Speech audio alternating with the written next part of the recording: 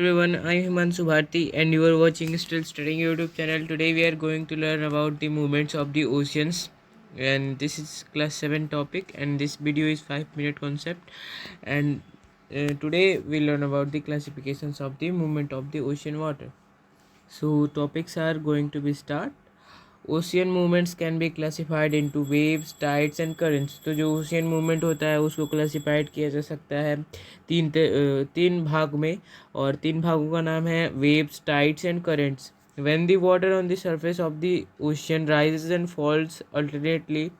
तो जब ocean water जो होता है मतलब ओशियन का जो सरफेस होता है, वाटर सरफेस, जब वो राइज एंड फॉल मतलब उठता है और गिरता है अल्टरनेटली, तो उसको वेव्स कहे जाते हैं। Waves are formed when winds scrape और अक्रॉस द ओशियन सरफेस। तो जो वेव्स होते हैं वो कब बनते हैं? जब हवा ओशियन के जो सरफेस है उसके ऊपर जब हवा टकराती है, तब जाकर ये वेव्स फॉर्म होते हैं, बनते हैं। The stronger wind blows the bigger waves become. तो जितनी तेज हवा बहेगी उतना ही बड़े बड़े वेव्स फॉर्म होंगे।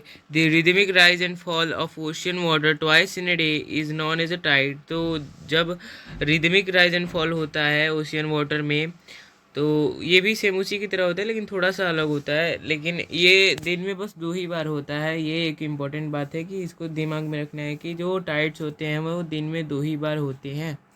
टाइड्स में भी लो और हाई। तो जो टाइड्स होते हैं वो कभी हाई या फिर लो भी हो सकते हैं। It is a high tide when water covers much of the शोर।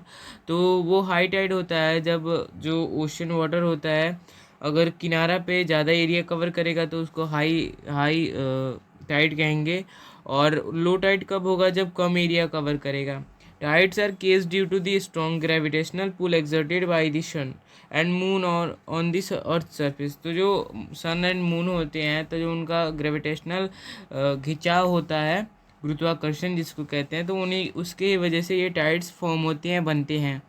High tides help in navigation and fishing. तो जो हाई टाइड्स होते हैं उनसे बहुत सारे फ़ायदे होते हैं। हाई टाइड से नेविगेशन होता है, शिप्स जो होते हैं उनको नेविगेशन के लिए बहुत अच्छा एक जरिया होता है ये।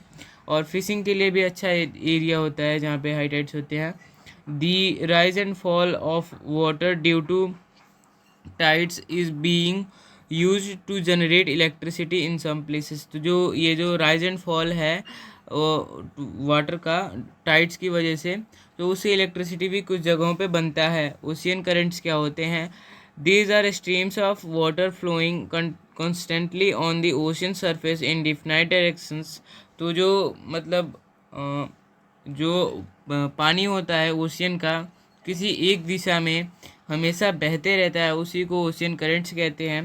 द ओशियन करंट्स में be warm such as gulf stream. तो जो गुल्फ स्ट्रीम होता है वो एक गर्म ओशियन करंट का एग्जाम्पल है। और जो लेब्राडोर ओशियन करंट है वो एक कोल्ड ओशियन करंट का एग्जाम्पल है। The areas where the warm and cold current meet provide the best fishing ground of the world. तो जहाँ पे ये दोनों एक दूसरे से मिलते हैं, हॉट एंड कोल्ड करेंट्स, तो वहाँ पे एक बहुत ही अच्छा एरिया हो जाता है फिशिंग के लिए। For example seas around Japan and eastern coasts of North America. तो जो नॉर्थ अमेरिका है और जो जापान है उसके आसपास के जो एरियाज़ हैं, सी एरियाज़, उनमें अच्छी तरह से ये फिशिंग होते हैं। तो इसी के साथ हमारा आज का छोटा सा टॉपिक ख़त्म होता है। मिलेंगे आपसे किसी नेक्स्ट वीडियो में किसी नेक्स्ट टॉपिक के साथ। तब तक के लिए बाय।